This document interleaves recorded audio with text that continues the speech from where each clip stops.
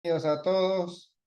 Eduardo, un gusto tenerte y gracias por acompañarnos en la tarde de hoy con esta temática, las dificultades logísticas, ¿sí? Bajo el título de dificultades logísticas, que es el tercer encuentro de este primer cursillo que lanzamos este año. Ojalá sean bienvenidos todos y puedan aprovecharlo. Así que, Eduardo, muchísimas gracias por tu compañía y por tu respuesta para llevar esto adelante. Te dejo la voz, el micrófono, así puedas emprender este camino. Muchísimas gracias, Eduardo. Muchas gracias a vos, Ricardo.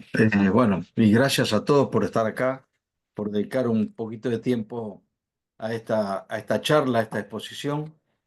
Les agradezco y les pido, porque el otro día yo como oyente estaba viendo muchas acotaciones, preguntas y participación que dejaban en el chat.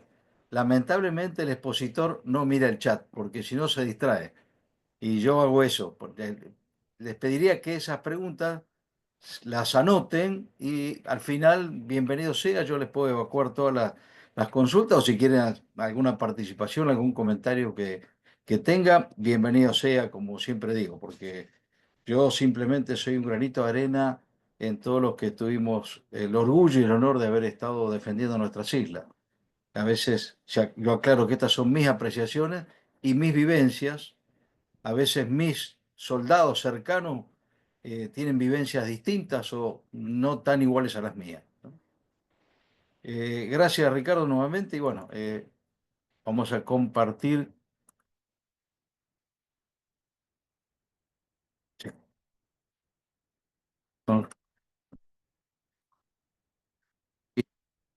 Eh, la logística en Malvinas, un tema que generalmente no se tiene muy en cuenta y sí es criticado, pero no se tiene en cuenta todo lo que tuvo que hacer aquel que estaba a cargo de distintas áreas logísticas, porque no es una sola área.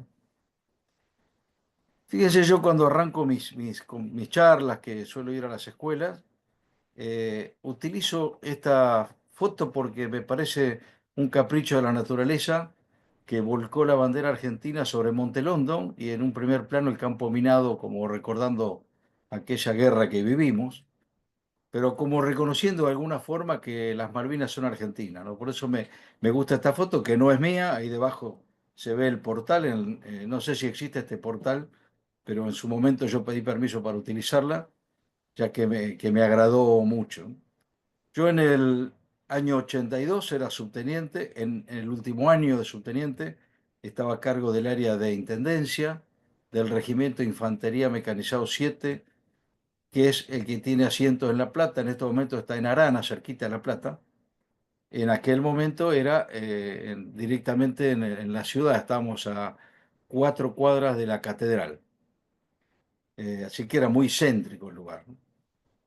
Esto le aclaro para que vean de dónde salimos nosotros, dónde aparecimos. Al principio no estábamos en la Patagonia. Y me voy a referir con una frase que dijo Dwight Eisenhower, Ike para sus subordinados, porque era una persona muy querida.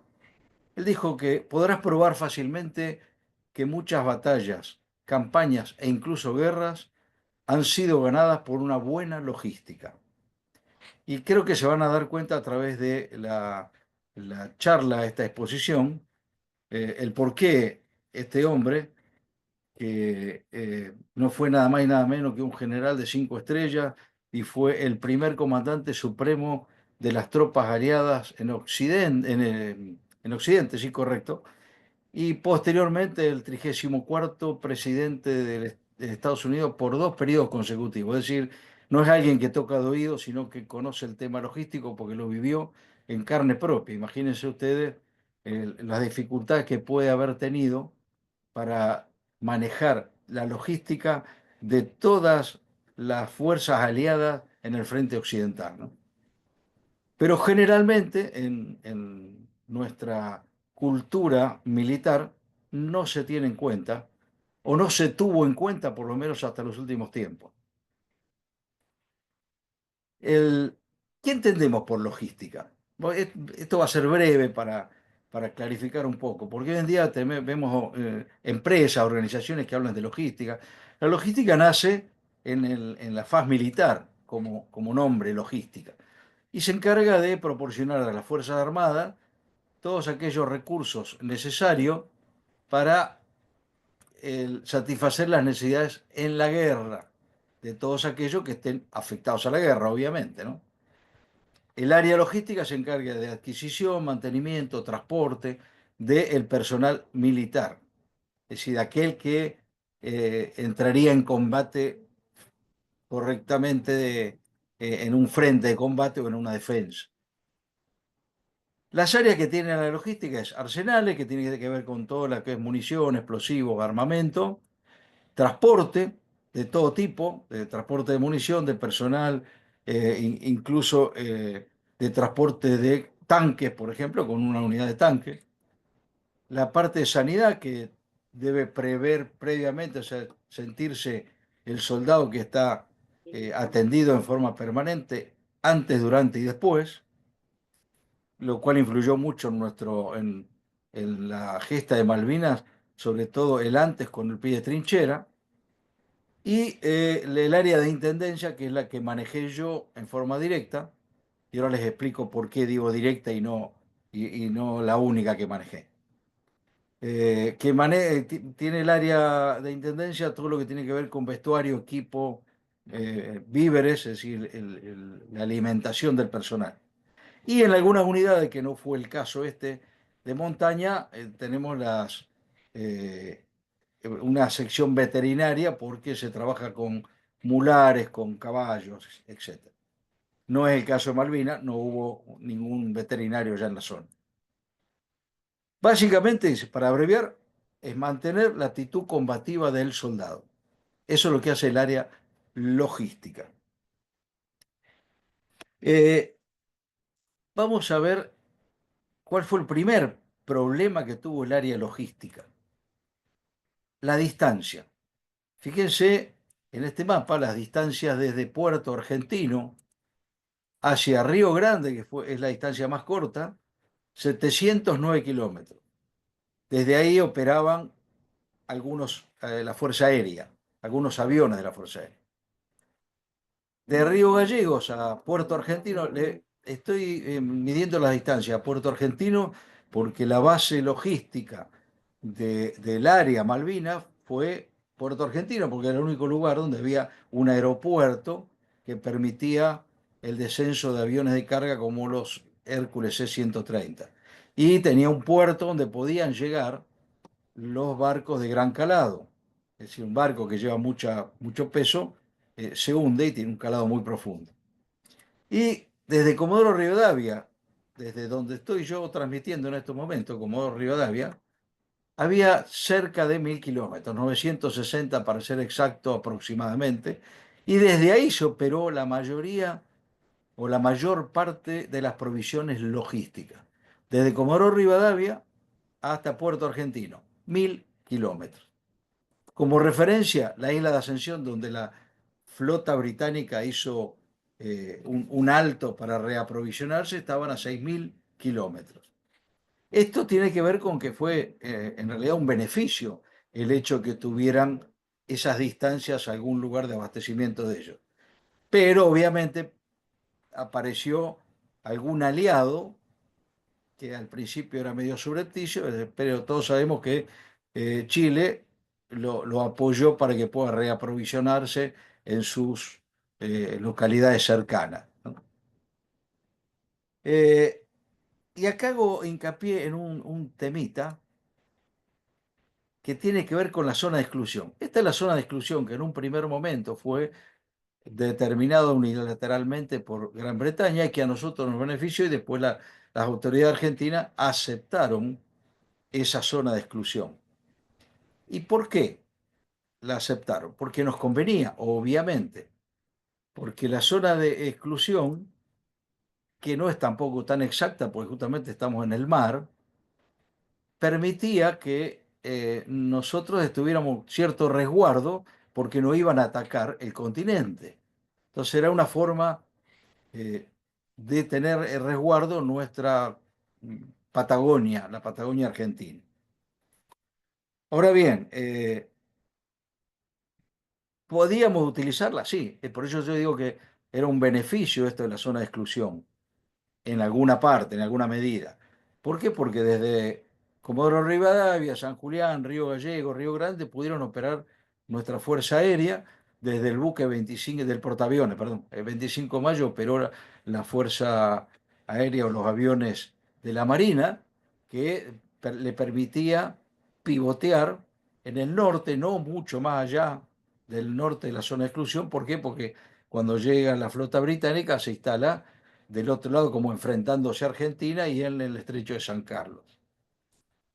Acá se ve en este mapa cómo fue el tema del general Belgrano. El general Belgrano iba avanzando por fuera de la zona de exclusión hasta cerrar una pinza a la flota británica que recién había llegado con los aviones del portaaviones 25 de mayo y desde atrás los que iban a operar de Río Grande, Gallego y San Julián. Cuando detectan el submarino, el Belgrano pega la vuelta y acá es hundido fuera de la zona de exclusión. Como les reitero, en el mar es muy difícil saber exactamente si estás dentro o fuera de la zona de exclusión, sobre todo si estoy circulando por el borde. Todavía está en litigio, está pensando en si fue o no fue, pero bueno, de alguna manera nosotros estamos en ese litigio de que fue atacado fuera de una zona donde ellos mismos, los británicos, impusieron para que no se salga de ese lugar el conflicto armado. Y acá quiero hacer una acotación. Yo les dije recién que no se tiene en cuenta la planificación logística. Fíjense hasta qué punto no se tuvo en cuenta que desde el año 83, para no ser el mismo 82 que llegué, hasta hace muy poco, y hasta el día de hoy no me consta haber encontrado algo que diga qué tenía que hacer con el área logística. En todas las órdenes de operaciones escritas decía área logística a resolver por cada unidad. Es decir, yo, oficial de intendencia, con el oficial de arsenales, con todos los que componíamos el área logística, teníamos que resolver los problemas logísticos. Que puede ser factible y puede ser cierto si yo estoy en el continente. Pero acá, es decir, yo acá en el continente, ¿qué hago?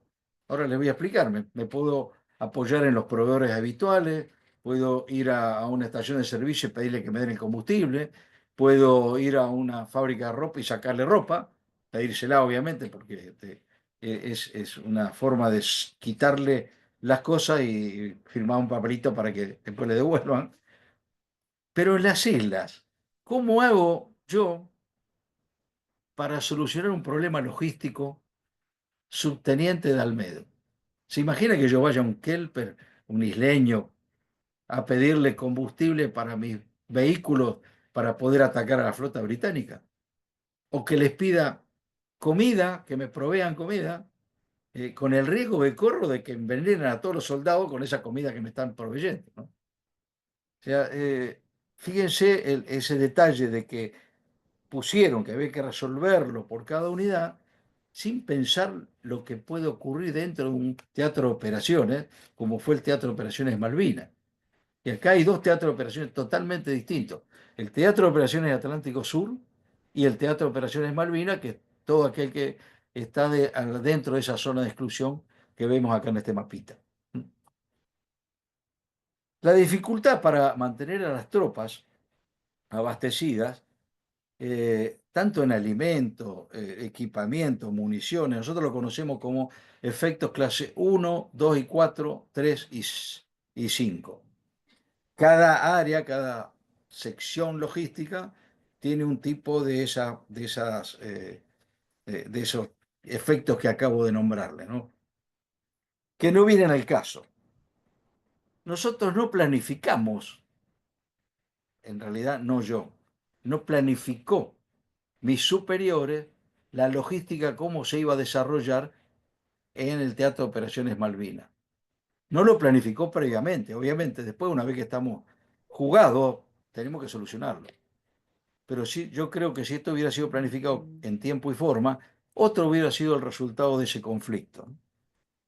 Fíjense, Gran Bretaña sí lo planificó. Gran Bretaña vino con buques de este tamaño, este es el Atlantic Conveyor. ¿Por qué lo puse? Porque este está ahora jugando con los pececitos bajo el agua, porque es el buque de abastecimiento que hundimos nosotros y que por ese hundimiento Gran Bretaña tuvo dudas en continuar la guerra porque un buque de este tamaño implicaba casi un 40% de las provisiones que ellos necesitaban.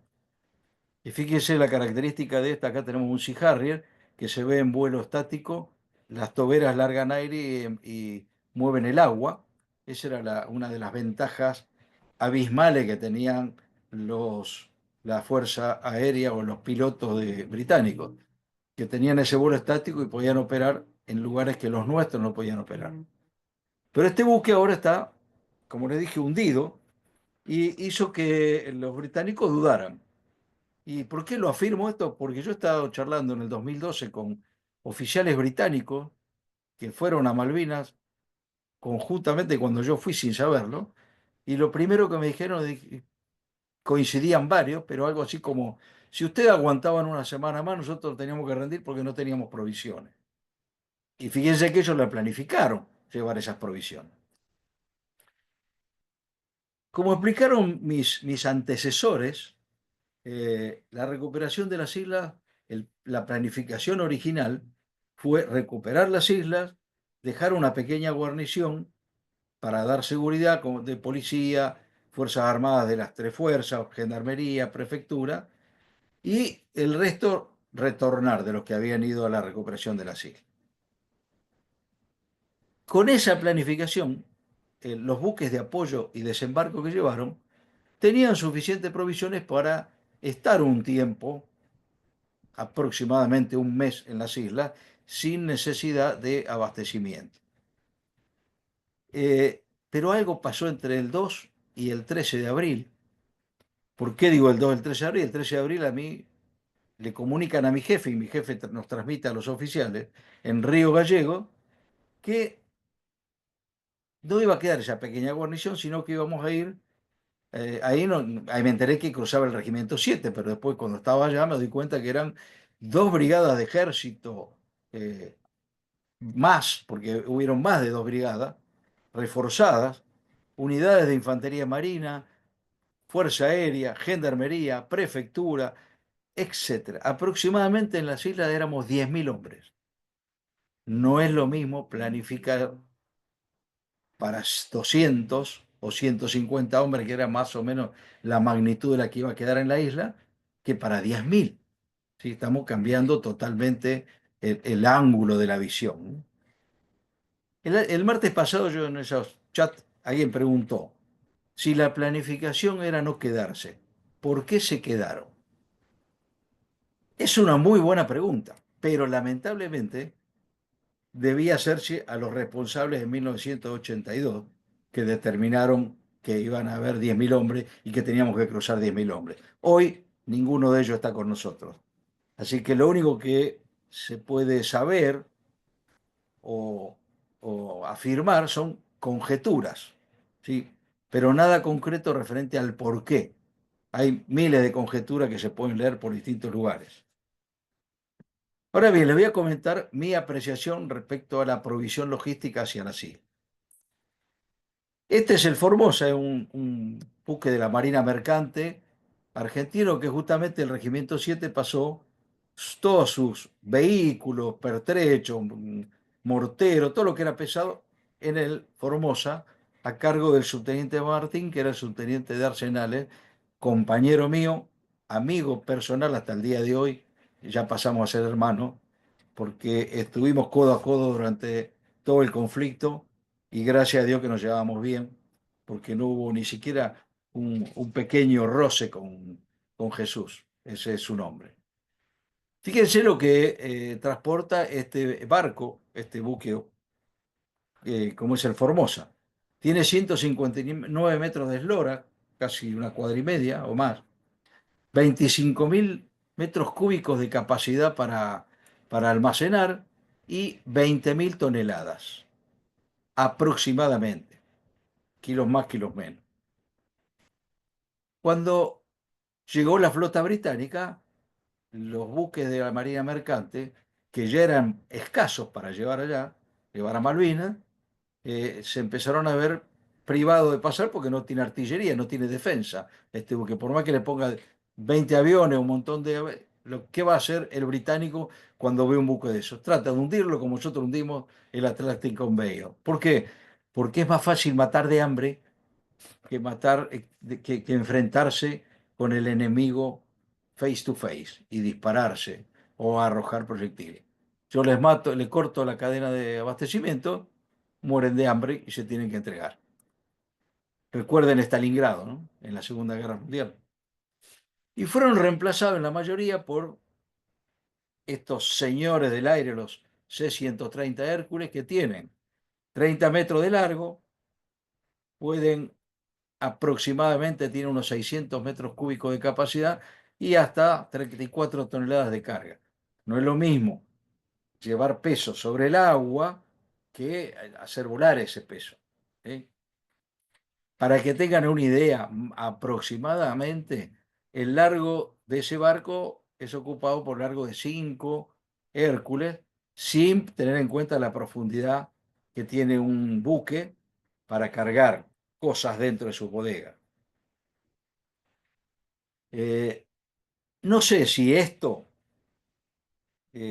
hará que hubiera hecho que estemos más tiempo, pero sí les puedo asegurar que hubiéramos estado mejor abastecidos, no hubiéramos tenido tantos problemas de pie de trinchera, no hubiéramos tenido problemas de desabastecimiento y desnutrición, de temperaturas bajo cero y con ropa de uniforme de llanura. Es decir, mi apreciación sigue con lo mismo. No hubo planificación logística coherente. No hubo. Descansaron como hacían siempre en los juegos de guerra, en que la logística estaba solucionada. En los juegos de guerra yo lo viví antes, durante y después. Lamentablemente durante lo viví en carne propia y con mis soldados. Y el después todavía no habían tomado conciencia. Seguían en los juegos de guerra y no, el problema logístico ya está solucionado. Eh, es para otra charla porque nos vamos a extender mucho con ese tema. Les voy a mostrar un par de fotos de la época. Este es el viaje y la llegada del Formosa a la zona de Malvinas. Fíjense esta ola que pega a un costado. Así llegó el Formosa. Esta es la cubierta superior con vehículos. Acá iba el subteniente Martín con todos estos vehículos. Y había vehículos también en la bodega. Acá nos damos cuenta, o se dieron cuenta, yo no estaba en ese momento, del otro enemigo que teníamos, que era la naturaleza. El mar, en esa zona sur, llega a tener olas de 6 7 metros que entorpecen la navegación de cualquiera. Imagínense la navegación de un buque cargado y encima sin artillería que tiene que pasar entre medio de una flota enemiga. Y después llegar y bajar, como se ve en la foto, con guinches, porque no era un ferry. No tengo idea si los ferries pueden llegar a Malvinas tranquilamente, sobre todo en esa época, pero no era bajo la compuerta y bajo los vehículos, lo bajaban con grúa. Imagínense si esto lo tuvieran que hacer cuando ya la flota británica estaba cercana. El cañoneo naval y los aviones, los Vulcan que pasaban sobre nosotros permanentemente, hubieran destrozado cualquier buque porque no es que tardó 10 minutos en bajar todos esos vehículos con una grúa. Fíjense que hasta los marineros están acá abajo ayudando con la soga para que el vehículo salga del barco y lo puedan apoyar sobre la tierra, sobre el cemento en este caso, ¿no?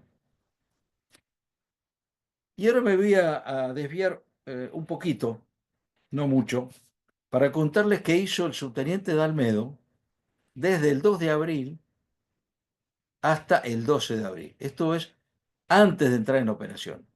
Como les dije, hay una planificación estratégica que la debe hacer el Estado Mayor Conjunto, a la luz de la decisión política. El Estado Mayor Conjunto baja órdenes a los comandos respectivos de ejército, de fuerza aérea, y de ahí baja hasta que llega a la unidad de combate, que es el regimiento. Los regimientos y las distintas unidades tienen que hacer su planificación táctica. Es decir, a mí, el 2 de abril me entero, igual que casi toda la población, menos las tropas que recuperaron las islas, me entero que tomamos las Malvinas. Eh, lo primero que hicimos fue preguntarle al jefe, ¿sabía? El jefe fue a recabar órdenes e información a la brigada y vuelve con la orden de el regimiento se traslada a la Patagonia. No se sabe a qué lugar todavía, pero se traslada a la Patagonia. Ni tampoco se sabe cuánto tiempo vamos a estar operando en la Patagonia.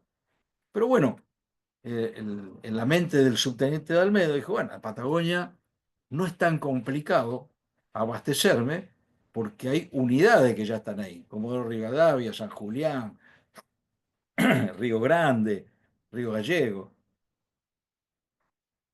Empiezo a hacer mi planificación táctica a la luz de esa orden. ¿Sí? ¿Qué tengo que hacer? Buscar cómo darle de comer a mi gente, la provisión de ropa, las cocinas, es decir, todo lo que yo necesitaba. Lo primero que me aparece es la falta de abrigo. No teníamos abrigo, éramos una tropa de llanura. El uniforme de la tropa de llanura, que si bien no es tan finito como el del norte de la zona de Salta, Misiones, Corrientes, pero es finito, es una tropa que tiene que operar en la provincia de Buenos Aires, La Pampa, Córdoba. En el sur, hasta los camioneros andan con uniformes térmicos porque son temperaturas bajo cero. Pido a mi escalón superior uniforme de combate o uniforme completo, no de combate, porque pedí hasta los borceguíes de alta montaña, que son borceguíes gruesos que permiten estar en la nieve sin mayores problemas, sin mayores dificultades. Bueno, y me proveyeron calzoncillos, como digo, pongo ahí ropa interior, camiseta manga larga, un chalequito de matelacé que abrigaba un poco, algunos suéter, casquete, como el que tiene ese soldado ahí, con orejera, que era hasta complicado después ponerse el casco arriba de ese casquete, y las famosas duvet, que hasta el día de hoy yo tengo guardada la mía porque realmente me zafó del frío. Con eso, en esos 10 días, ¿sí? De esto, yo fui, el 2 de abril fue un viernes, yo estuve el martes retirando esas provisiones. Obviamente puse mi queja, le digo, esto no es ropa de abrigo, esto es ropa de abrigo para la llanura, no para el sur, para la Patagonia. Bueno, es lo que hay, después vemos. Iluso de mí, yo pensé que, bueno, teníamos solucionado un poquito el problema. Si tengo que ponerlo en porcentaje, y un 50-60% solucionado el tema del abrigo. Después muchos de nosotros lo solucionamos gracias a nuestra familia que nos mandaban poleras, suéter, medias cancán que usan las mujeres porque las reemplazaban. Eran hasta más prácticas que los calzoncillos largos, porque el calzoncillo de algodón es muy abrigado hasta que se mojó. Cuando se mojó es horrible. Y obviamente imagínense que en el Pozo de Zorro, donde estuvieron mis soldados más de 60 días metidos, no había posibilidad de lavar. Tampoco había posibilidades de que yo les cambie la ropa y las mande a lavar a un lavadero. Pese a que el ejército, Fuerza Aérea y Marina también, tienen elementos de lavadero que nunca se destacaron en Malvinas. Yo lo había operado antes, unos camiones que uno permite que el soldado pase por un lugar, se quita la ropa, se baña y en otro lugar le dan ropa nueva. Allá no estuvo ese camión de operación para bañado. Yo en los 60 días, después de los últimos días de abril, me bañé 3 veces. Y 2 de ellas me bañé con agua salada caliente. Prueben a ver cómo se pueden lavar con un jabón con agua salada. Los invito. Siguiendo, la ropa, repartimos todo lo que teníamos para que completen 2 uniformes completos cada soldado. Y lo que me quedaba para llevar de repuesto no llegaba al 20%. Es decir, de 600 hombres aproximadamente que tenía el regimiento, yo llevé 60 uniformes de reemplazo. O sea que los otros 540 tenían que estar con ese uniforme que llevaron, durante toda la campaña, 2 uniformes. Pero les vuelvo a repetir, imagínense en el Pozo de Zorro, arriba de Monte London, cómo hace para lavar un pantalón de combate que se seque y ponérselo y ir cambiando con 2 uniformes. Realmente fue un sacrificio inhumano para esos jóvenes soldados. Pero bueno, logramos esa parte, dije, bueno, me llevo todo lo que tengo y tenía la esperanza de que, bueno, en el sur, en la Patagonia, me van a proveer los uniformes de abrigo que yo necesito, que son los de alta montaña, porque hace mucho frío en el sur. Y estamos en abril, es decir, dentro de poco empezaba en mayo, acá en esta zona, empieza a nevar en todos los alrededores. Y nosotros no íbamos a estar en un cuartel guardadito durmiendo en cama, íbamos a estar a la intemperie, íbamos a estar con nuestras carpas. Otro, otro tanto, las carpitas nuestras eran 2 paños de carpa así y el piso de la carpa era el piso de tierra. No tenía aislantes, no tenía, eran carpas de llanura que no estaban previstas para un sistema de operaciones en una Patagonia o en un lugar frío. Con eso sobrevivieron mis hombres durante más de 70 días en las Malvinas. Por eso yo los idolatro, los amo. ¿Sí? Digamos que en la ropa, como llevaba el repuesto y los soldados iban todos con 2 uniformes, estaba también en un 60%, 70% cubierto. Me encontré con un problema de la cocina.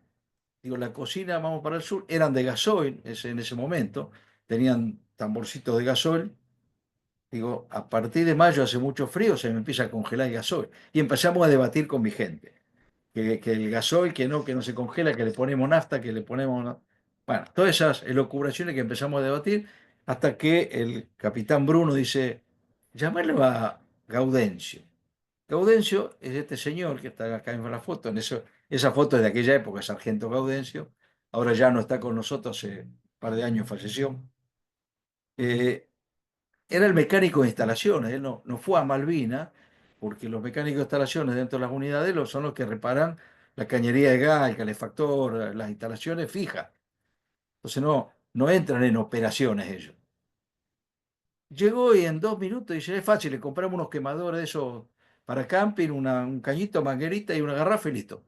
Casi lo beso a este hombre, porque después de 4 horas discutiendo, en 2 minutos me solucionó el problema.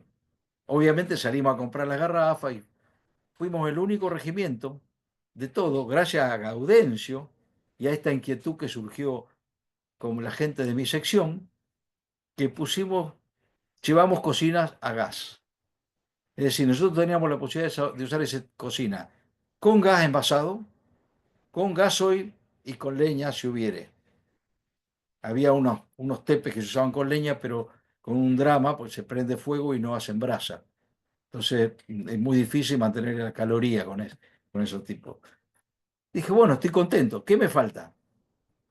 Me faltaban los víveres, porque yo puedo llevar, de hecho lo hice dentro de la cocina, en todos esos buches que ustedes ven ahí, en la olla principal, en los buches de costado, llevamos todos los víveres secos que podíamos, que entraban, le metí ahí, además de empaquetar más y llevar cajas, pero los víveres frescos, carne, verdura, pan, es imposible que perdure o que dure más de 24 o 48 horas.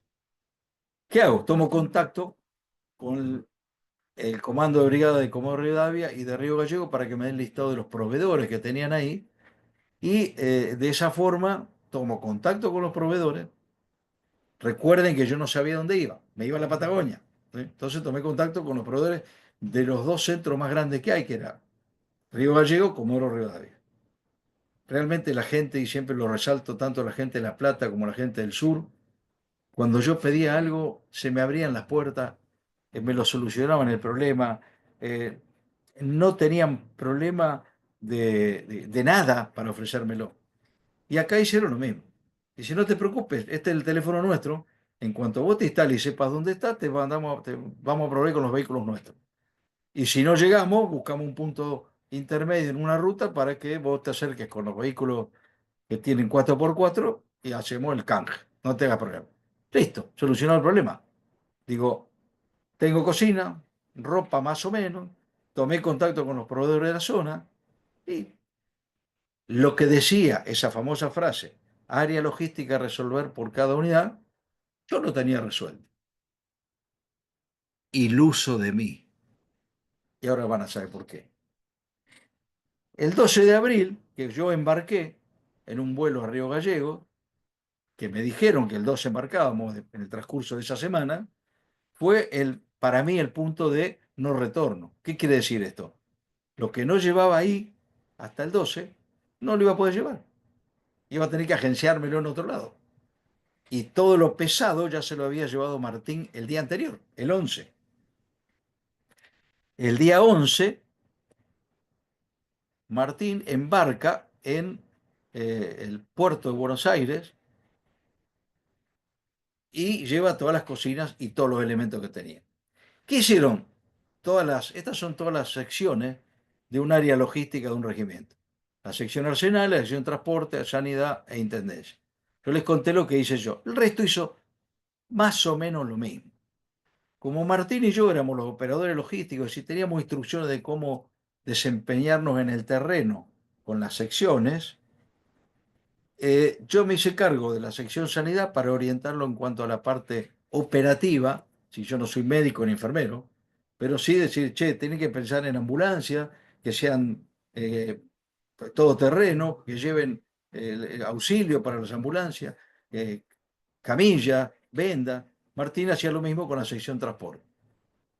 En la sección transporte había un oficial de infantería a cargo de la sección transporte, o sea que tenía conocimiento de cómo desplegarlo, pero no sabía de mantenimiento de los vehículos, de cómo hacer un mecánico, qué cosas necesitaba. Y el teniente primero, que estaba a cargo de la sección sanidad, era un médico que había hecho el curso de teniente primero médico el año anterior, en el año 81, o sea que del tema operativo muy poca experiencia tenía. Dicho por él, gracias a Dios, porque tuvo la inteligencia de decir, yo de la parte operativa no entiendo, ustedes me dicen qué hacer. ¿Sí? Se hacía cargo de sanidad, yo le curo lo que ustedes quieran, pero díganme dónde tengo que desplegar la gente, dónde tengo que llevar. Gracias a Dios que fuimos todos los que tuvimos la posibilidad de trabajar en equipo, gente con sentido común, porque no es otra cosa que eso, sentido común.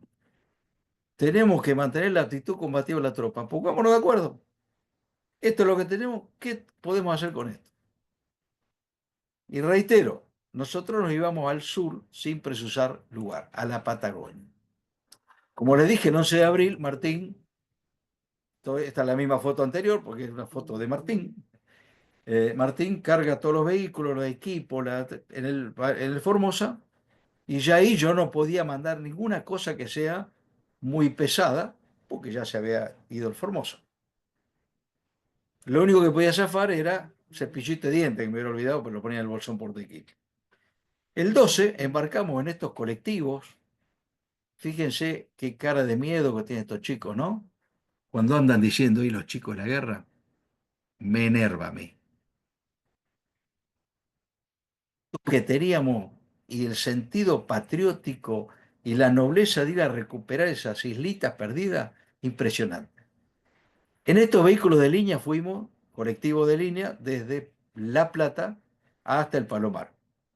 Y en Palomar embarcamos en los Boeing, el de Fuerza Aérea, y en los Boeing de Aerolínea Argentina, porque el regimiento no entraba en un solo avión, por más que no había asientos en el avión.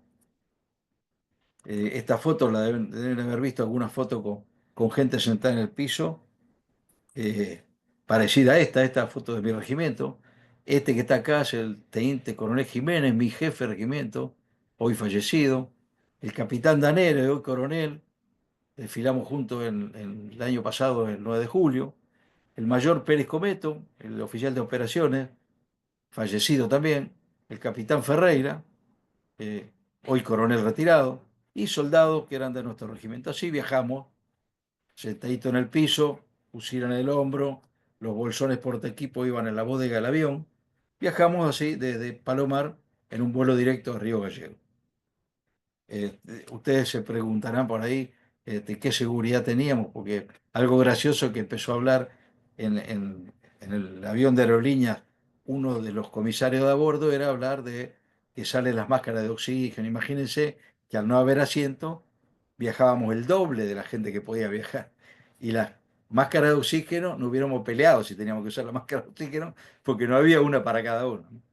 Después que lo dijo, se dio cuenta, se rió y se disculpen, no hagan caso a lo que dije, porque claro, él tenía enchufado el chip de darla cómo hay que manejarse cuando la seguridad, el cinturón, cinturón de seguridad. Era la rodilla del que estaba en la espalda mía y mi rodilla cuidando el de adelante. ¿Sí? Y ni le imaginan cuando llegamos y bajamos en Río Gallego, tipo frenada de víbora, todo para adelante, ¿no? Pero bueno, así llegamos y realmente con un orgullo que creo que los botones se me salían del orgullo que sentía de estar movilizado. Todavía no sabía qué pasaba, pero yo estaba movilizado, iba a ser protagonista de lo que yo me había entrenado tantos años en el colegio militar y los años de experiencia en el regimiento. Eh, Llegamos entre el 13 y el 14 de abril a Río Gallego. El día 13 estábamos casi todos. Nos reúne el jefe de regimiento y nos cambia la orden. Dice, nos reúne a todos los oficiales, el regimiento pasa a Malvinas. Es decir, a Malvinas, dije yo.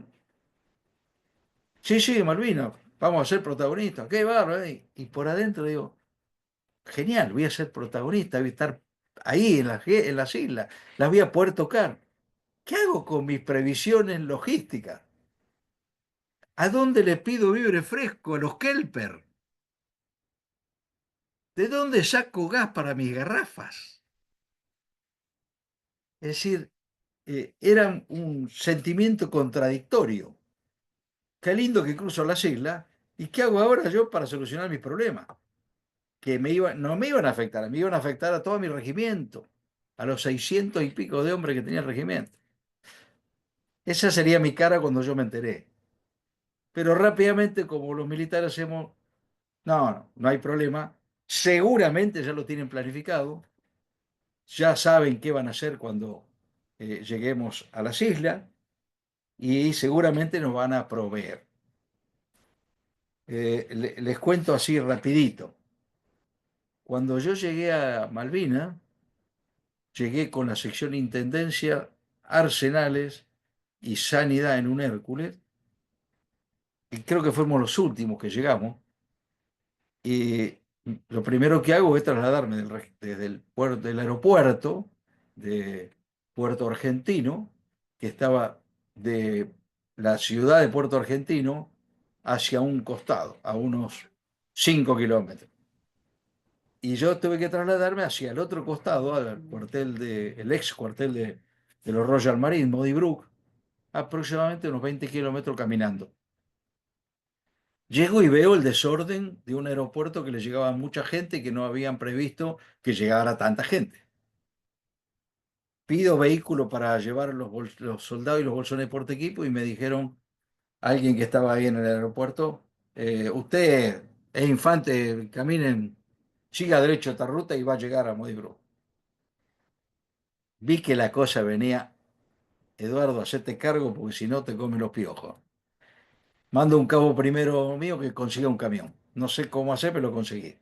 Y tenía gente, tengo gente muy fiel hasta el día de hoy, porque el año pasado que fui a dar una exposición en el Regimiento 7, me aparecieron 7 soldados míos a verme, porque hacía mucho, más de 40 años que no nos veíamos con alguno, y se enteraron que yo iba a dar una exposición en el regimiento y aparecieron esos 7 soldados. O sea que hasta el día de hoy son muy fieles, con una fortaleza y un heroísmo a toda prueba. Cumplíamos la misión como sea. El cabo primero fue y apareció a la media hora con un unimog y un soldado conductor protestando porque se lo había robado.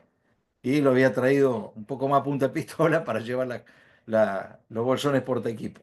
Cargué bolsones y empezamos la marcha caminando con los soldados. Cuando llego, mi jefe, imagínense que yo llegué, casco, fusil, granada, bolsón porta equipo, lo veo a mi jefe para recabar órdenes y me da el abrazo correspondiente, después que no nos veíamos, qué bien, llegó bien, todo bien. Dalmedo, hay que darle de comer a la gente. Y primero me empecé a reír porque digo, me está cargando. Vengo con fusil, que le dé de comer caramelo, ¿no? Le digo, ¿me tenés que comer? Le digo, ¿y a quién le digo yo que hay que darle de comer a la gente? Póngase en mi lugar, me dice. Y no, yo me diría a mí, está bien, a ver qué hago. Y salí a buscar a ver quién nos podía dar de comer a mi gente, que unos habían llegado el día anterior, ya a última hora. O sea, que el día anterior no sé si habrán comido o no, o se la rebuscaron, o llevarían algo de comer, no sé. Yo solucioné desde el 14 que llegué. Tomé contacto con otro de intendencia que había, no había previsto la comida. O sea, esto que yo dije, no, no, está bien. Yo perdí el contacto con los proveedores en el continente, allá va a estar previsto. No, no estaba previsto. Ni siquiera estaba previsto que nos den de comer a los que íbamos llegando. Así era la desorganización del inicio de la guerra. Fíjense ¿no? Y no estoy exagerando, ¿eh? No estoy exagerando. Mi libro lo pueden ver fehacientemente. Empezamos a tener problemas logísticos, obviamente. ¿Cuáles fueron los desafíos logísticos? Estábamos a más de 700 kilómetros de las líneas de la costa continental, que era donde nos íbamos a proveer, nos íbamos a abastecer, porque obviamente los Kerpen no querían darnos de comer, estaban enojados con nosotros. Entonces esta cadena de suministro era muy vulnerable y se tornó más vulnerable cuando llegó la flota. Reitero, cuando llegó la flota británica, ¿qué quiso hacer la flota británica? Cortar los abastecimientos para que nos entreguemos por no tener comida, muertos de hambre. Ni comida ni provisiones, porque en los aviones que venían también venían provisiones. Al principio hubo tal desorganización que llegó un avión que traía provisiones de víveres, no pudo llegar, pegó la vuelta y se fue, no lo dejaron llegar. Estoy hablando de los primeros días de mayo. Y sí llegó otro avión que venía con municiones, toda área de arsenales. Se dieron cuenta ahí que era factible. Si salen tres aviones, no hay que poner en uno víveres, en otro munición y en otro elemento de sanidad. Hay que poner un poquito en cada uno. ¿Por qué? Porque ese día nos quedamos sin provisión. Pegó la vuelta el avión y hasta el otro día no pudo salir. Es decir, a medida que íbamos avanzando en este conflicto, empezamos a buscar la vuelta para que la cosa sea más coherente. Obviamente esto es sencillamente una falta de planificación logística coherente y previa, no en el durante. El durante yo tengo que solucionar algún problema que me surge ahí en el momento, el imponderable. Pero si no, tengo que tener previsto antes, tengo que tener plan A, B, C, más en una guerra. O sea, no íbamos a jugar a las canicas, como dicen los yanquis, ¿no?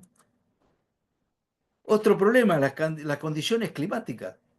Viento frío, temperaturas extremas bajo cero, el mar embravecido.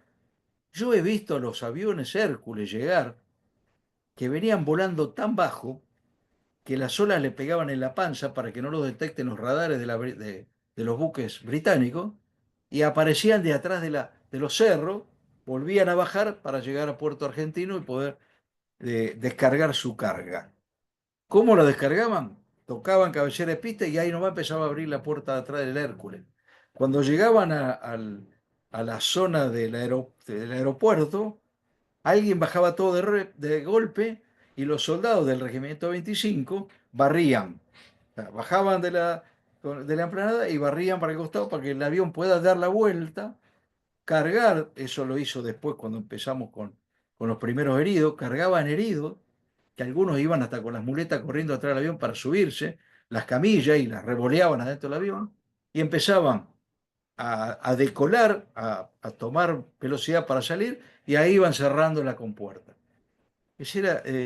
Yo por eso me parece que los pilotos de Hércules, tanto como los pilotos de Mirage, que son los que todo el mundo enaltece, los pilotos de Hércules eran terrible, terrible. Realmente lo que hacían era maravilla. Por eso el mundo nos mira, porque no pensaban que la Argentina iba a reaccionar así.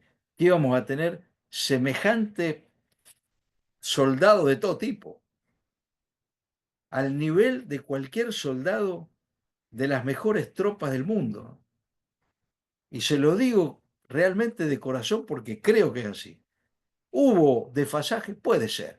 ¿Hubo cobardes? Sí, conozco uno, Edgardo Esteban, que hasta hace poco era el director del Museo Malvina. Desastre. Un cobarde director del Museo Malvina. Que lo evacuaron para que no contagie de cobardía a los otros. Pero bueno, dejemos la cosa fea de lado. El transporte de provisiones durante el mes de abril se pudo hacer con la Marina Mercante. Empezó a restringirse, pero desde mayo casi no podía llegar los barcos. ¿Por qué? Porque no los dejaba pasar la británica. Entonces se suplió con el transporte con Hércules. Reitero, recuerden lo del Hércules. La capacidad de un Hércules con la capacidad del barco, el buque de la Marina Mercante. Para que tengan una idea, para que estemos aprovisionados correctamente, los 10.000 hombres que estábamos allá, tenían que llegar 3 Hércules diarios. 3. A veces llegaban los 3, a veces 2 y a veces uno. Y a veces nos quedamos mirando el cielo de si venía alguno. A pesar de todos estos esfuerzos, el enviar los suministros por mar y tierra no tenía cómo hacer una cadena de suministro constante. Recién se suplió un poco cuando los peruanos, que a veces hablamos de estupideces de los peruanos, nos proveyeron de aviones Hércules. Y, y no solamente aviones Hércules, sino aviones Mirage. Y no solamente nos proveyeron y nos regalaron, creo que nunca se los pagamos, sino que además ellos querían venir a pilotear esos aviones Hércules, se ofrecieron como voluntarios. Menos mal que no se aceptó porque hubiera sido una contienda que pasaba a ser mundial porque ya era más de 2 países en puja, ¿no? A pesar que hubo más de 2 países en puja, subrepticiamente. Y acá me quiero detener con algo que me preguntan muchas veces y muy capciosamente la gente, porque lamentablemente la gente es bastante mala, eh, dice, pero ¿le llegaban las encomiendas? Y yo digo, sí, llegaban. Lo que pasa es que no llegaban la cantidad de encomiendas, la cantidad de cartas, porque obviamente, como le digo, eran 3 aviones por día. Y en cada avión llevamos un poco de todo, además encomiendas y además cartas. Porque usted no se da una idea cómo cambia la cara de un soldado que está en la vigilia, esperando a ver si lo mata o no mata a alguien, y tomando frío, comiendo mal. Cuando le llega la carta de la novia, de la amiga, de la madre, o la encomienda, con ese, o el suéter con el olor a la casa, es impresionante cómo ese soldado cambia la cara. Cambia la cara. Por eso, mm, yo y Martín, como teníamos, o Martín y yo, perdón, como teníamos la posibilidad de viajar a Puerto Argentino, éramos los que traíamos esas encomiendas, donde íbamos a buscar provisiones, y traíamos la bolsa, una bolsa con las cartas que eran para el regimiento, las encomiendas para el regimiento, y una bolsa con cartas que iban destinadas a un soldado argentino. Esas cartitas empezamos a darnos cuenta, a detectar que cuando repartíamos cartas y no les llegaba la carta, no sé, de un grupo, de un equipo, un grupo de 5 personas, llegaban 4 cartas y el quinto miraba con cara de, y a mí no, empezamos a darle esas cartitas a un soldado argentino, a esos, al que no les llegaba la carta. Y se han armado amistades a través de esas cartas, porque una vez que me pasó a mí también, yo contestaba una carta a un soldado argentino y a vuelta de correo me venía directamente a mí, ya hablaba conmigo, pasaba a ser mi amigo o mi amiga, y a tal punto que después hubo hasta casamientos con eso, con ese intercambio epistolares. Se casaron con aquellos que alguna vez tomó en contacto con una carta. Es algo que todos los veteranos de guerra que hemos vivido allá, lo sentimos en el corazón. Cuando alguien me dice, vos sabés que yo te escribí una carta, a mí me mandaste, y ya quiero conocerlo, quiero abrazarlo, quiero compartir con él, porque es un sentimiento que es indescriptible. Es indescriptible, lo sentíamos así adentro nuestro. No, uno cree que solamente teniendo buena comida, estando abrigado, teniendo munición. No, no. Necesitamos ese contacto del hogar. Y yo lo vi muy de cerca porque donde yo destaqué mis cocinas, arriba de los cerros, porque era imposible llevarle y que lleguen caliente la comida a la gente. Entonces tenía un equipo rancho con las cocinas arriba de Monte London. Cocinaron ahí durante los 60 y pico de días. Otro en Wheeler Reed, otro cerca del aeropuerto y otro en el cerro de Moy Brook. Y la quinta cocina la tenía yo. Eh, Fíjense que tuve que cambiar, porque normalmente uno cocina en retaguardia todo junto y después van a repartir. Yo no pude hacer eso, porque hubiera sido incoherente. La primera vez que le llevé la comida, que no pudo subir con el jeep desde la base del cerro hasta arriba, el cilindro llegó hecho un bodoque, un socotroco ese guiso y frío. No, no era una comida, era un insulto al soldado. Entonces cambié el objetivo y los mandé arriba de los cerros. Otro día les cuento cómo lo mandé porque si no se estira mucho esto. Tenemos que hablar de la logística, ¿no?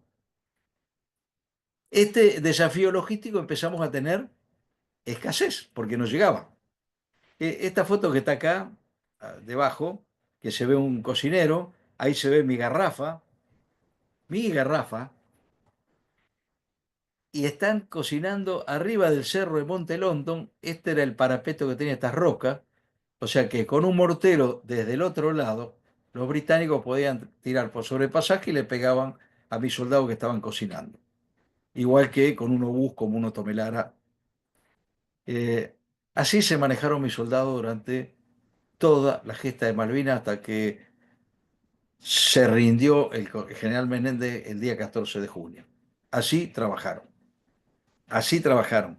Después que no me vengan a contar aquellos que no estuvieron en Malvinas que son iguales que mis soldados. Ni a los talones les llegan. Pueden haber actuado igual si estaban allá, pero no estuvieron allá. Empezamos a tener escasez de repuestos. Los repuestos que llevaba cada unidad fueron los primeros que usamos para reparar un fusil, reparar un jeep, reparar un vehículo.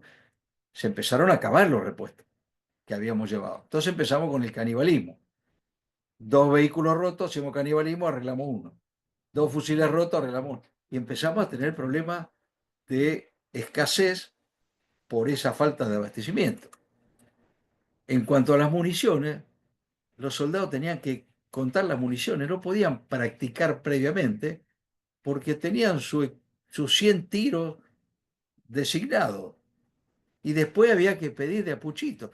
Si yo le hubiera podido poner un cajón de munición al lado de cada soldado, creo que todavía estamos en la isla peleando, porque la masa de las tropas argentinas que se rindieron en Malvinas o que se replegaron fue porque se quedaron sin munición.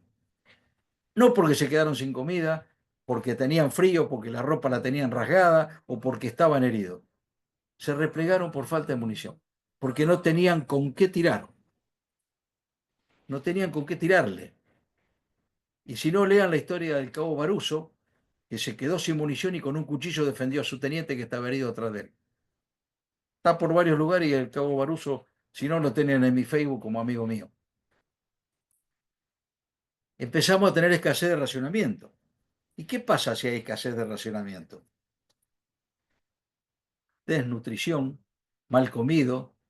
¿Alguna vez tuvieron frío y además no comieron? Imagínense esos soldados 60 días, ¿sí?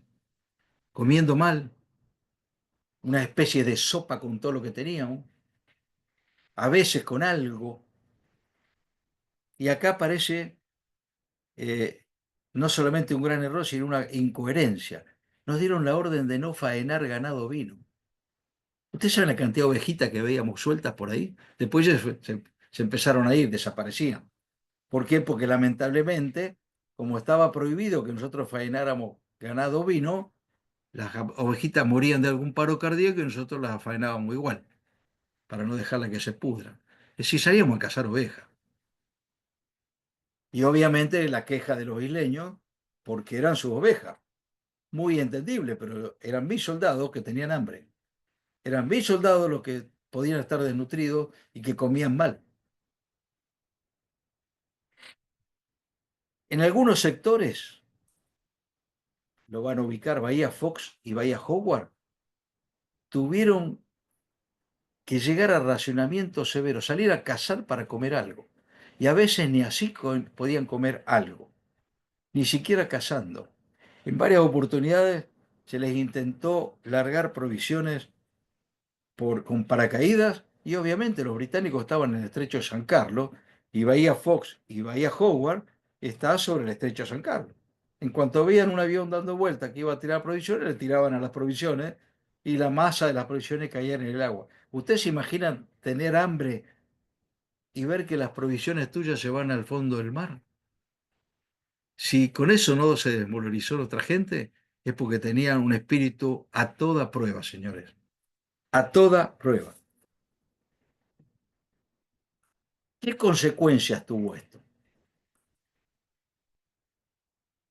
Pacto directo sobre la capacidad operativa de las tropas.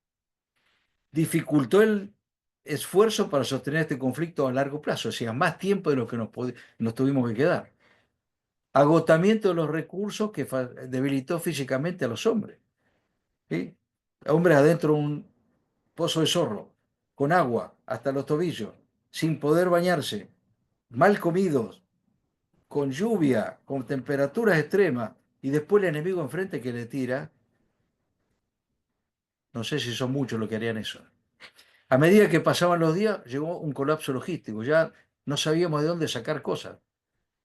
Hemos llegado a pelearnos en Puerto Argentino, yo, con mi jefe. Ya llegó un momento que por ahí a los jefes, no mi jefe de regimiento, sino los jefes que estaban a cargo del Comando de Operaciones Logísticas. Y los mandé a pasear, porque me salían con cada estupidez y que realmente, digo, estos muchachos no tienen ni idea de lo que me está diciendo. El agotamiento de recursos y la interrupción de las líneas de suministro fueron factores decisivos, decisivos para esta guerra. Y no recibir las provisiones, refuerzos y repuestos necesarios debilitaron aún más las posibilidades de éxito. Pese a eso, los hombres mantuvieron las posiciones, dieron batalla a los británicos como los mejores soldados de mejor nivel de profesional. Pese a todo eso, o sea, todo eso lo llevaban en la mochila cargado. No comer, frío, humedad, cañoneo constante que te desgasta y que es una impotencia porque no sabes qué hacer. Que una cosa es tener el enemigo enfrente y vos tenés un fusil y podés tirarle, pero que te estén cañonando desde el 2 de mayo, cañonaron hasta el 14 de junio. Una, dos veces por día por medio, no se podía dormir. Sin embargo, pese a eso, nuestros soldados, oficiales, suboficiales y soldados, todos, nuestro jefe, le dieron batalla a los soldados británicos, que son soldados con un poco más de experiencia que nosotros. Así combatieron, así combatieron. Llegaron al combate cuerpo a cuerpo, desde la Primera Guerra Mundial, que no se llegaba al combate cuerpo a cuerpo. Cada palmo que llegaron a conquistar los británicos les costó sangre, sangre. Este es el teniente Estrada con su gente del grupo de Mortero 120, que es este socotroco que tiene acá en la mano el teniente. Fíjense qué falta de respeto cuando a estos señores guerreros que están acá, a estos señores soldados con mayúsculas, le dicen los pobrecitos, los chicos de la guerra, los locos de la guerra. Es irrespetuoso. Sin embargo, se la bancaron y se la siguen bancando porque hasta el día de hoy, desde La Paz, desde donde está cada uno de ellos, siguen luchando por nuestras Malvinas, por la recuperación de nuestras Malvinas. Y como para finalizar, porque si no me van a echar, me van a hacer un corte ahí, Ricardo. En el año de la pandemia se vio la planificación logística eficiente. Acuérdense que los primeros vehículos que le daban de comer a la gente eran los de ejército, fuerza aérea, marina, gendarmería y prefectura. No estaba el cocinero en la esquina ni el municipal, estaban los militares dándole de comer a la gente que no podía salir. Y a raíz de eso muchos murieron y muchos tuvieron COVID. Este análisis del área logística no solo nos enseña sobre operaciones militares y limitaciones militares, sino que nos muestra la cooperación internacional también, antes y después. Perú nos apoyó durante. Nosotros apoyamos a Haití, recuerden que mandamos un hospital móvil a Haití. Eso es lo que debemos hacer para lograr esta cooperación internacional. No pretendamos después que nosotros nunca nos llegamos ni siquiera a Europa en la Segunda Guerra Mundial y después pretendemos que Estados Unidos nos apoye a nosotros. ¿Sí? Hasta Brasil tuvo una fuerza de tarea de más de 5.000 hombres. Nosotros, como siempre, ese estúpido refrán, yo argentino. Y yo argentino así nos va. No tenemos cooperación con otros o nos peleamos con otros. Es un manotazo de ahogado si no tenemos una planificación logística previa. Y hace poquito empezó a aparecer esta frasecita, Malvinas nos une. Y es real, ¿eh? Porque cuando uno habla de Malvinas, al menos lo siento yo, tratamos de ponernos de acuerdo, tratamos de consensuar. Eh, y en el último tiempo más todavía. En el último tiempo se empezó a dar más importancia a la gesta de Malvinas y a los veteranos de guerra. Durante mucho tiempo nos tenían escondidos bajo la alfombra. Pudimos desfilar una sola vez en el gobierno de Macri y ahora desfilamos con el gobierno de Milei. Antes parece que habíamos desaparecido del planeta. Nos invitaban de algunas escuelas a dar charlas porque nos conocían, pero ni eso. Y esta frase creo que nos va a llevar a que realmente nos una. Para que Malvinas nos una tenemos que conocer. Y para conocer yo los invito, para que lo comprendamos de fondo, a sumarse a la diplomatura Malvinas, Educación y Soberanía. Yo la hice el año pasado, muy buena, dictada por el Instituto Elevan y la certificación universitaria de la Universidad de la Marina Mercante. Como cierre, quiero rendir honor a nuestros caídos con esta foto que me saqué con mi hija en el año 2012, rindiendo homenaje a los caídos en el cementerio de Darwin. Les agradezco el haberme escuchado y bueno, me pongo en manos de Ricardo que me diga, que organice las preguntas. Muchísimas gracias. Muchísimas gracias, estimado Eduardo. Un gusto y un placer escucharte con tanto detalle, anécdota y tanta compartido en esta tarde. Así que vamos a hacerlo por orden. Ahí vamos levantando la mano. Aquellos que quieran hacer alguna pregunta cortita, algún comentario, si es también, dejando lugar a otros para poder hacerlo y tener la respuesta directamente acá de nuestro querido veterano Eduardo Dalmedo. Así que avanzamos con Federico. Adelante, por favor. Sí, buenas noches. Excelente, señor. La verdad que emociona todo lo que usted dijo. Mi pregunta sería la siguiente. Yo soy un convencido de que, aunque a otros no les guste, bueno, que la guerra siempre está al caer en cualquier momento, sea por Malvinas, sea por cualquier otra razón. ¿Cómo ve hoy usted a nuestras Fuerzas Armadas, no en cuanto a situación de guerra, sino en cuanto a este aprendizaje de logística, digamos? ¿Se aprendió lo que logísticamente debía aprenderse y se está trabajando al respecto o cae en saco roto lo sucedido en Malvinas? Bueno, durante mucho tiempo, no. Durante mucho tiempo se seguía, mientras que yo estuve en actividad, estuve hasta el año 97, cada vez que hacíamos juegos de guerra y hablaban de logística, no, está solucionado el tema logística, ahí no hay problema. O sea, seguíamos con lo mismo.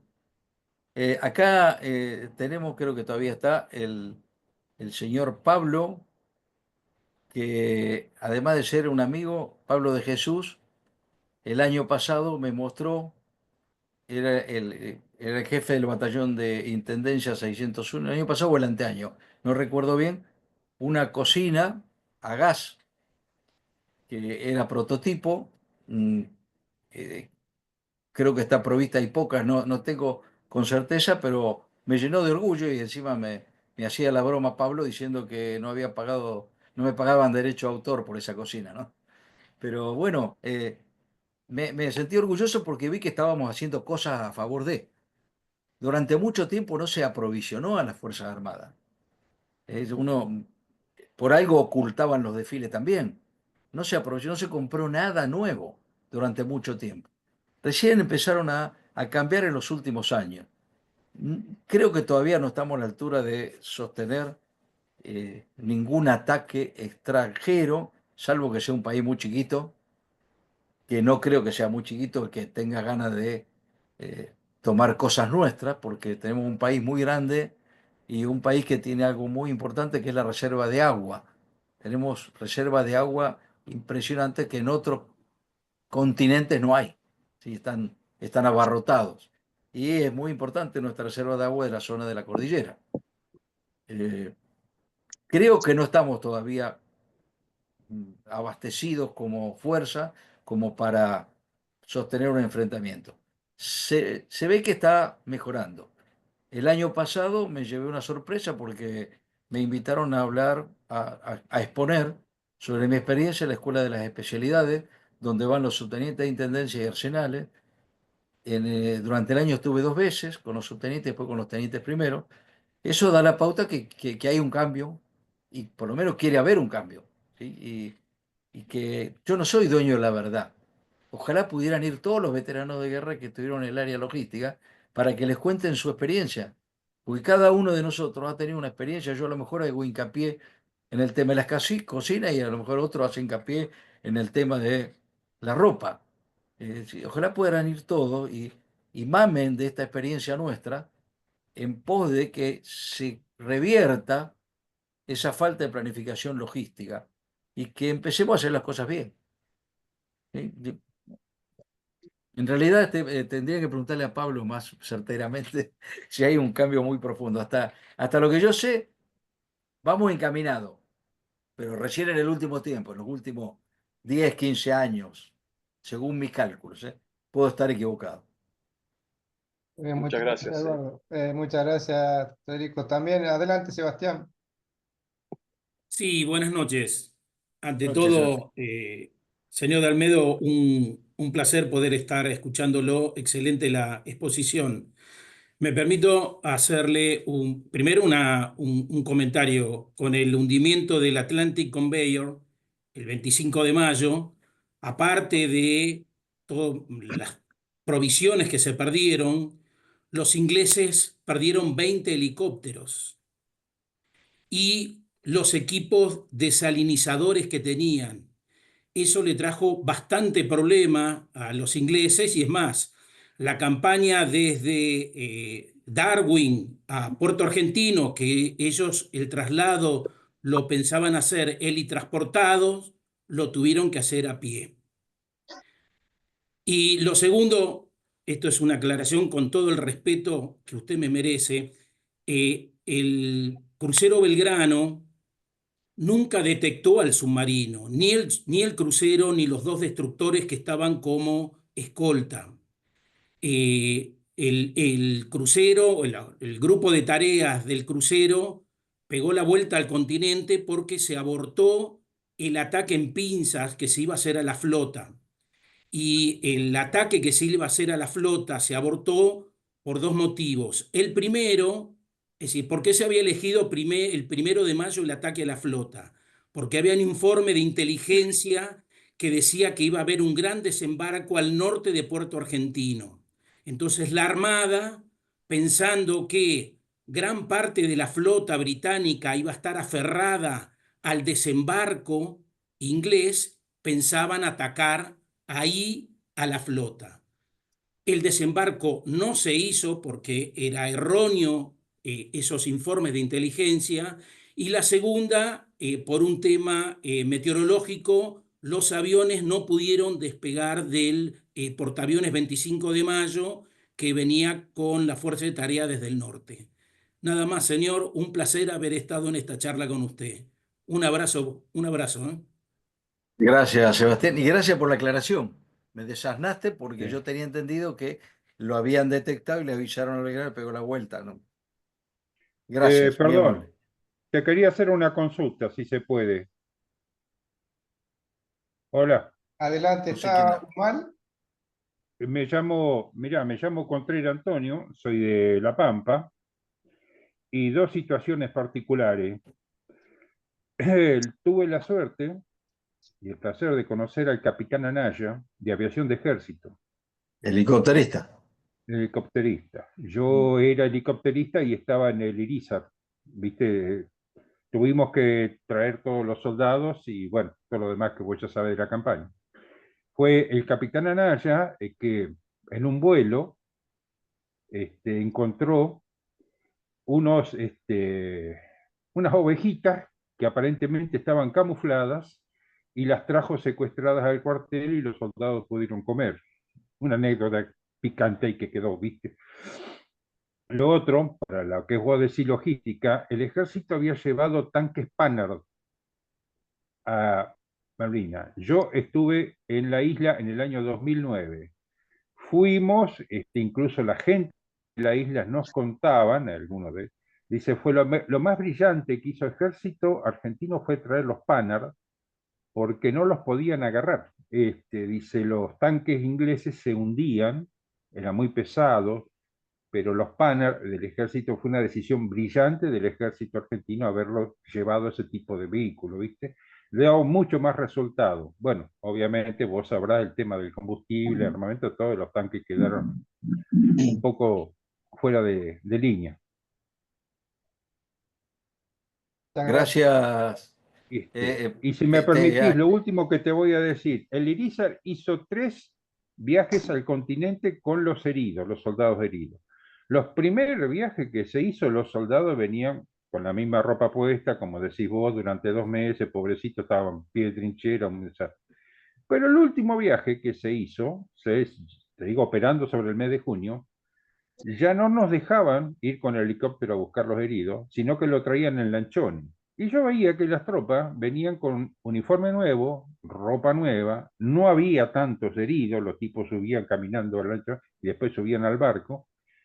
Y a su vez, entre los soldados tuvimos que traer perros, que nunca escuché esa parte de la parte de intendencia, decir, che, desplegaron como un batallón de perros y los tuvimos que traer con los soldados heridos. ¿Qué pasó? ¿Se los olvidaron a los pobres pichichos? Perdón, no lo tomé a mal. No. Estos también son elementos de combate que tuvieron codo a codo con los soldados. Sí. Sí. De Si algún hecho, día te acuerdas o puedes comentar algo. hablo de la sección perros que llevó la Marina, la Infantería Marina, en mi libro, porque tuve encuentros con los perros. Realmente yo soy muy perrero. Fui y sigo siendo perrero.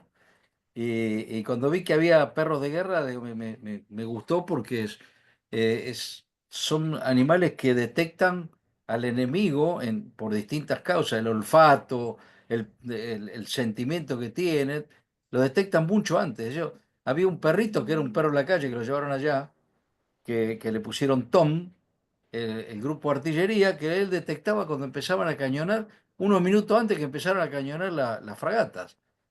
Eh, Murió allá Tom, pero eh, desapareció y lo dieron por muerto. Seguramente cayó algún proyectil arriba y no quedó nada del perro.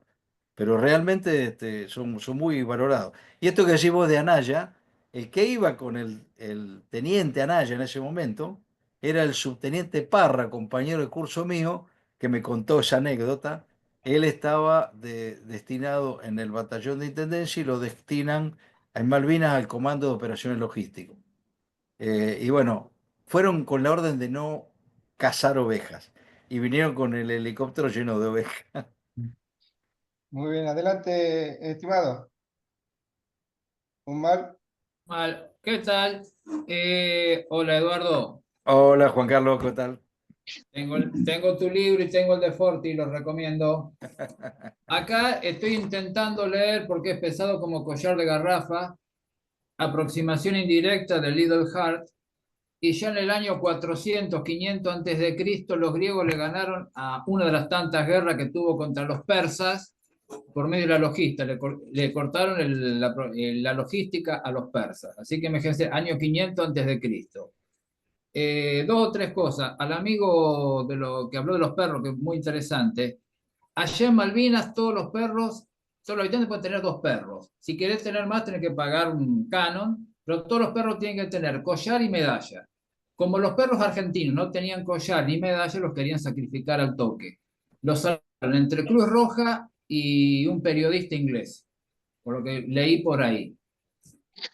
Una pregunta, y voy a hacer algo que me quedó colgado de la charla anterior. ¿Qué peso tenía el Elma Córdoba? Porque Elma Córdoba tenía que trasladar las cosas, creo que del 12 y del Regimiento 4.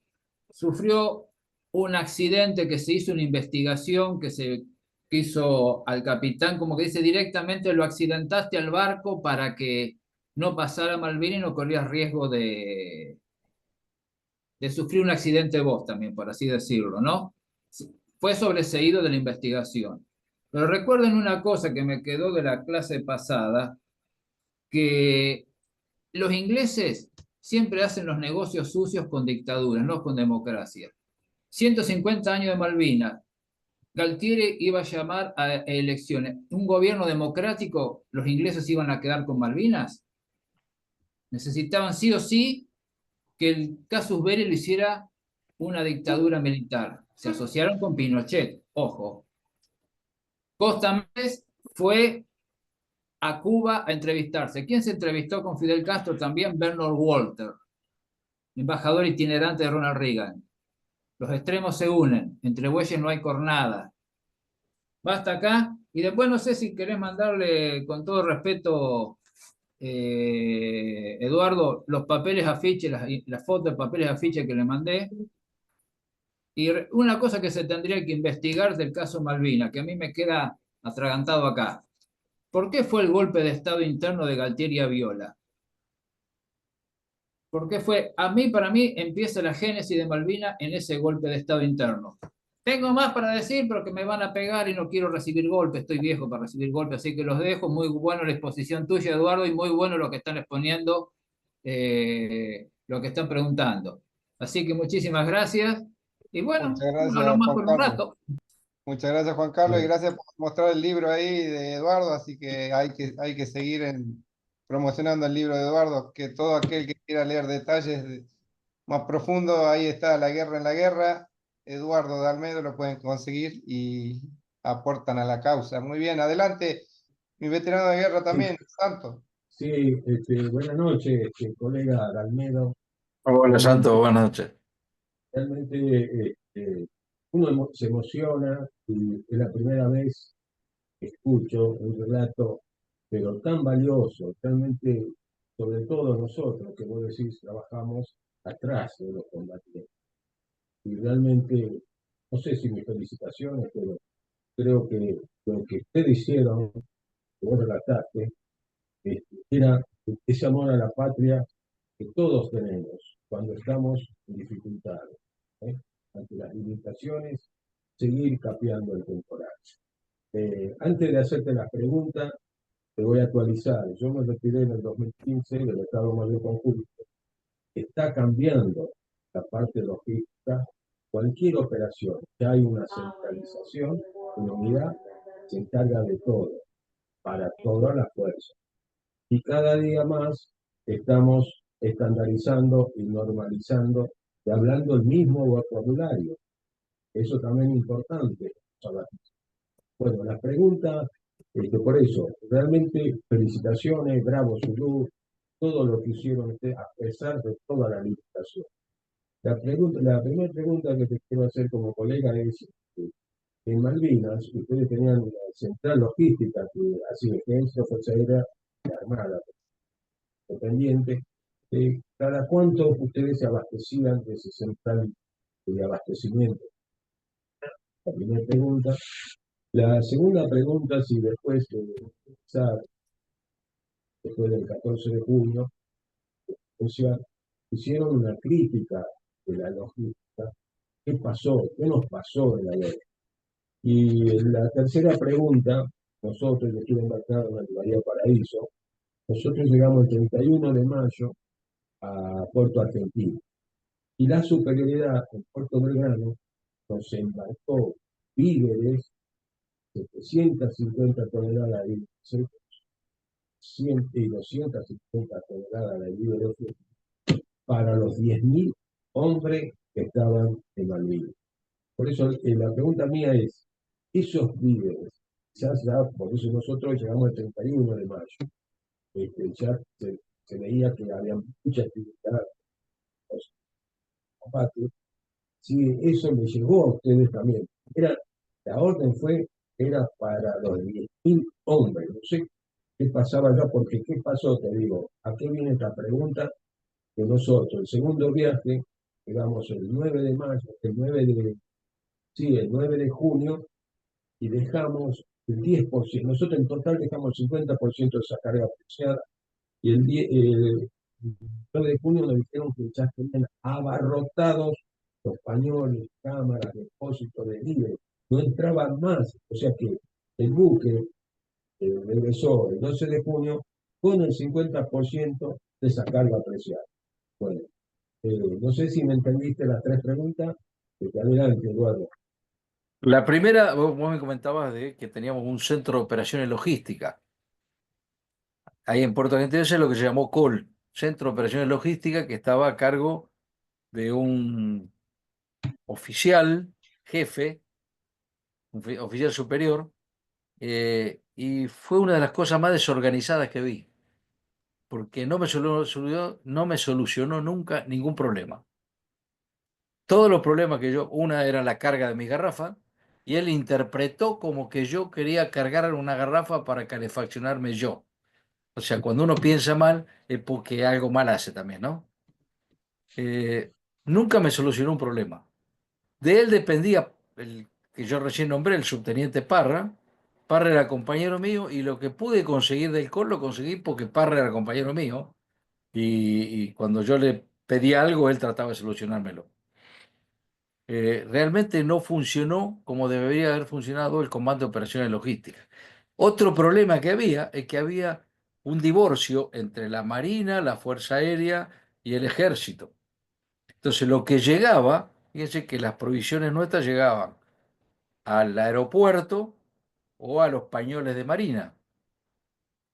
Yo he visto cuando replegó el subteniente de Almedo su sección el día 13 de junio, he visto los soldados del Batallón de Infantería Marina 5, que estaba a mi retaguardia, a escasos 100 metros, tomando chocolate, y yo no le podía dar una sopa con algo adentro a mi soldado.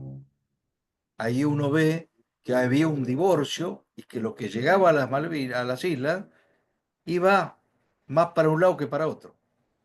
Y no había no estoy diciendo que alguien se lo llevara a la casa, ¿eh? Yo digo que acá había un divorcio que nadie organizaba, entonces manoteaba el que estaba más cerca y el que lo tenía cercano, y bueno, y terminaba con un desabastecimiento para un lado y para otro no. La Marina, creo yo, según mi investigación, que no tuvo ningún desnutrido.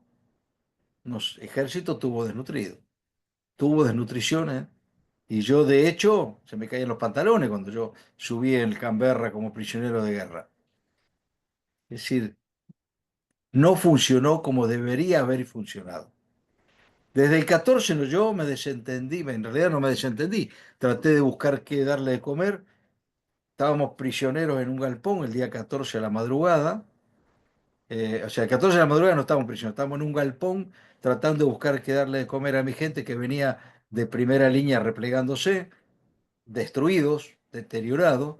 Encontramos con el cabo Busi, que era un cabo cocinero que yo tenía, que falleció el anteaño pasado, un galpón lleno de dulce de membrillo y algunas otras latas. Bueno, nos manoteamos dulce, las latas de dulce de 5 kilos, manoteamos varias y empezamos a repartir con la bayoneta abriendo, y a los que iban llegando le dábamos algo, porque no había una organización, ya se había desorganizado el poco organizado COL, ya no había más cocina.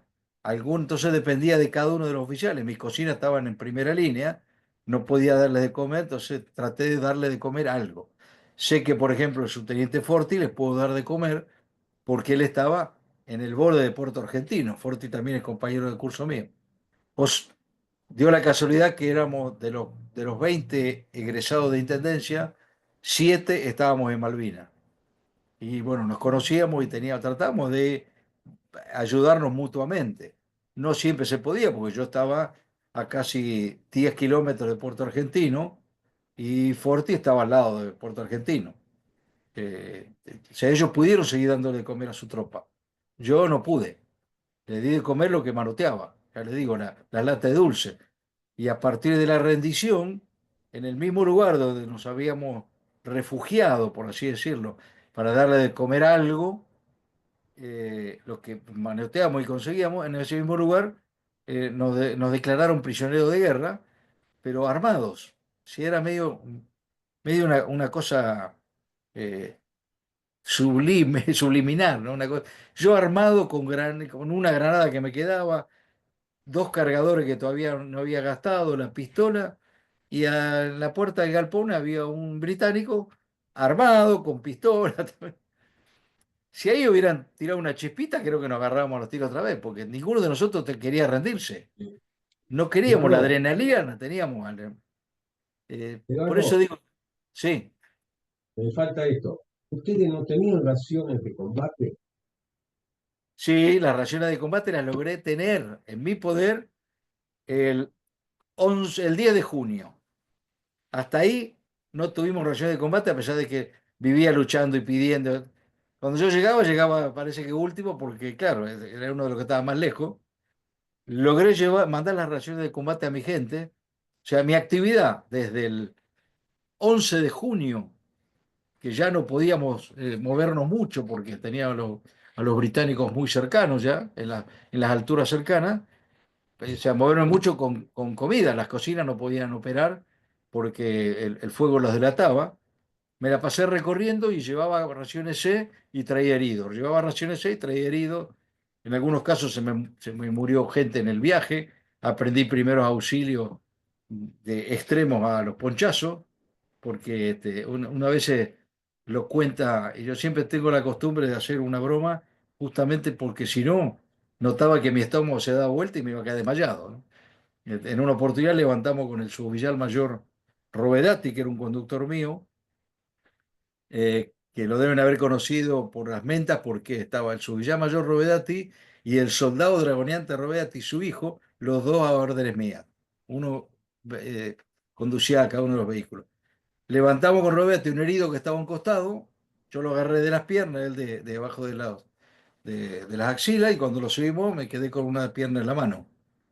Y me miró Rovedati y yo casi me desmayé. Entonces le digo, ¿te olvidaste esto? Y se lo tiré dentro del jeep, como una suerte de broma, y que si no hacía eso, no sé si no me caía yo desmayado arriba del tipo, porque no estaba preparado mentalmente para que me quede una pierna en la mano. No soy médico ni nunca lo fui. Sí, una herida, por ahí veía que salía sangre muy larga y le ponían la mano para taparlo.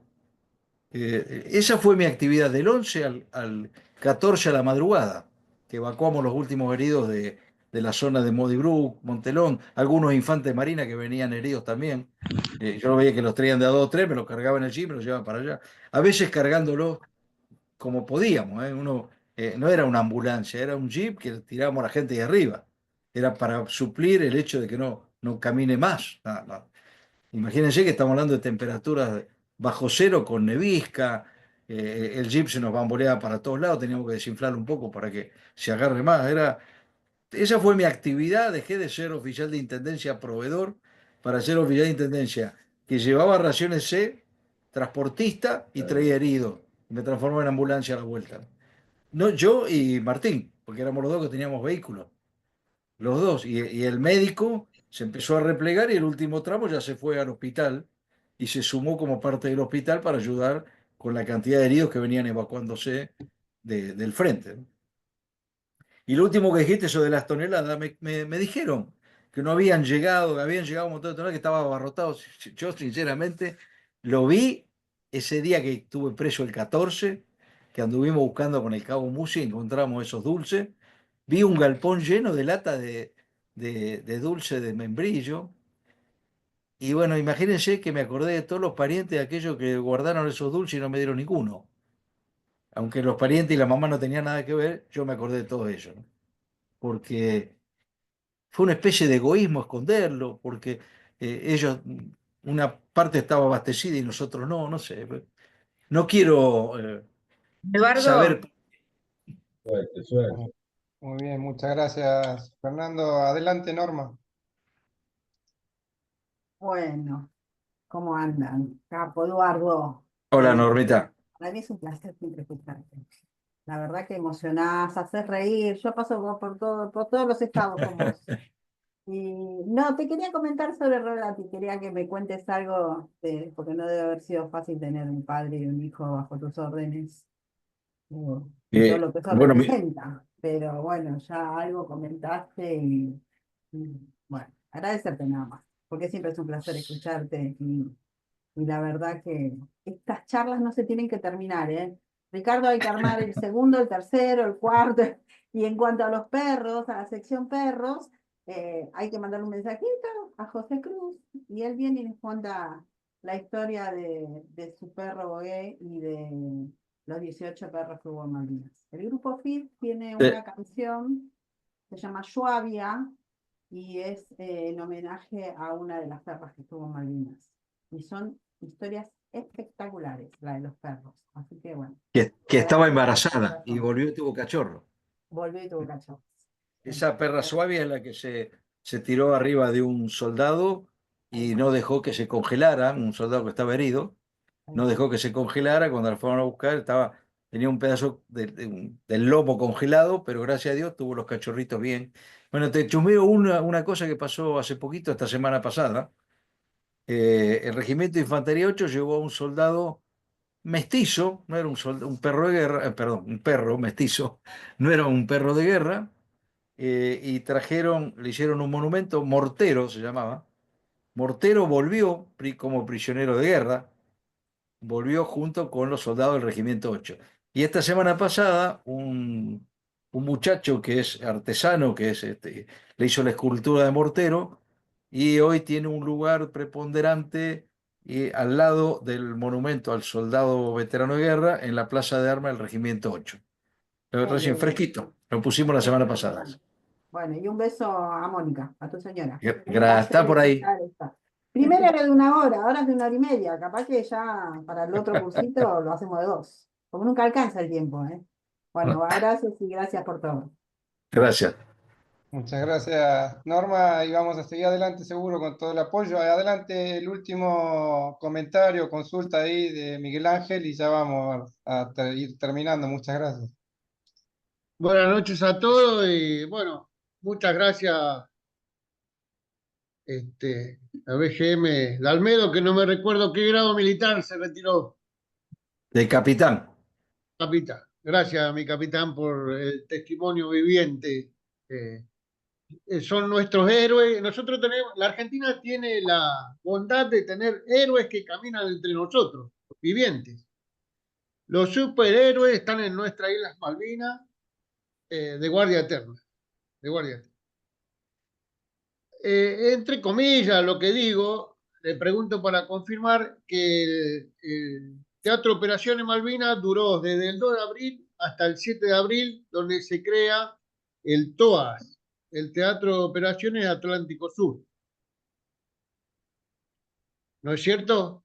Y bueno, y después el Atlantic Conveyor es hundido por aviones que partían desde el continente, donde los pilotos están reconocidos como veteranos de guerra, pero todo el equipo que hace a los aviones no están reconocidos.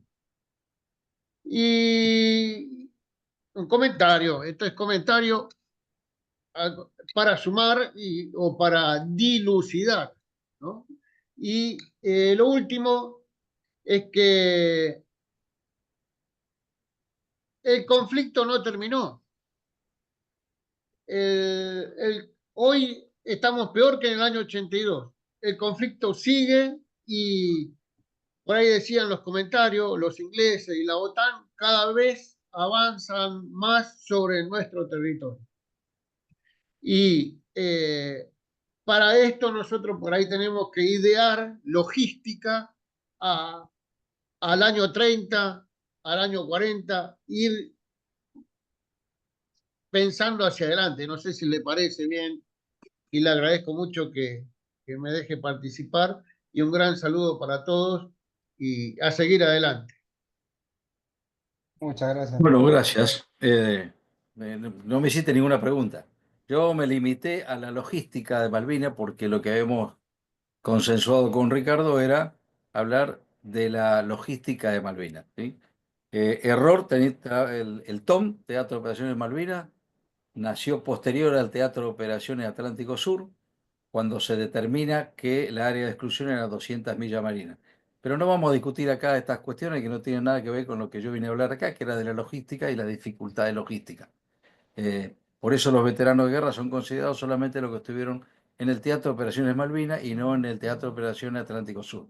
Porque con ese criterio mi señora sería parte de esos reconocidos, porque ella estuvo luchando con los alumnitos, con los oscurecimientos y con las almohadas debajo de los bancos.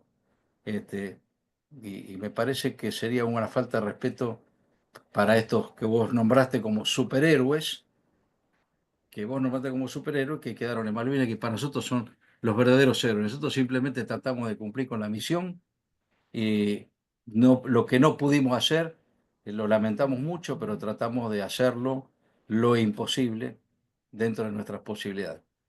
Pero bueno, esto para más, Malvinas es algo que